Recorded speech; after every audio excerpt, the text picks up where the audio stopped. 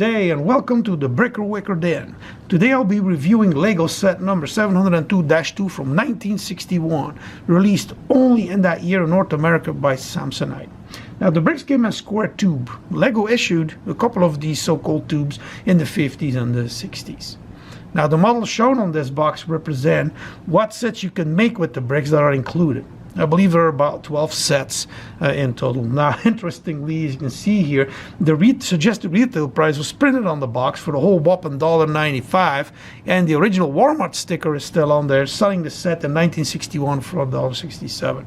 Now, if you open the box, then we see that there's a whole bunch of shiny parts in there, and a red base plate was attached to the top of the lid. In many cases, that cardboard lid would rip off during the original unboxing or the prolonged use of the set.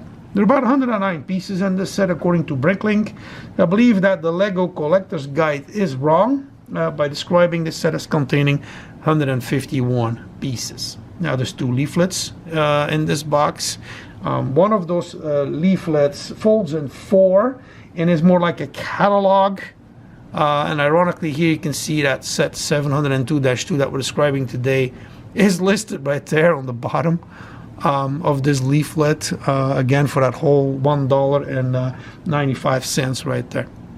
If you open that leaflet, these are other sets you can buy. It came in these little boxes on top right there for 50 cents with parts that you can buy. Overall, this leaflet is still in a very good condition in view of its age. Absolutely. Now, the second leaflet or insert that came with it is what you would refer to back then as instructions.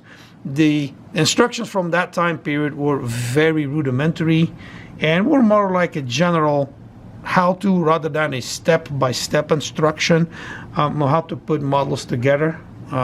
These modern days now, the modern sets, more modern sets, you get entire booklets describing every darn brick that you put on a model, which back then was not the case at all. Now, the bricks in 1961 were made of cellulose acetate, and the pip was on the short side of the bricks, way on the bottom. Now, pip refers to that port of entry where the plastic was injected into the mold, leaving a mark on the bricks. More modern bricks, you can find that pip mark on top of the stud of the Lego pieces.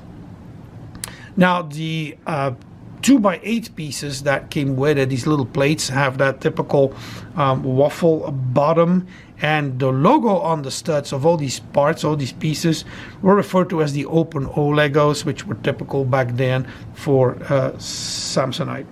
Now, one typical characteristic of cellulose acetate bricks is the warping that you can see right here on that red slope.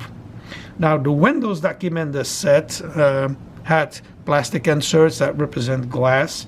Again, due to that warping, they would easily fall out, and then if you find these old parts, again, usually these inserts were missing.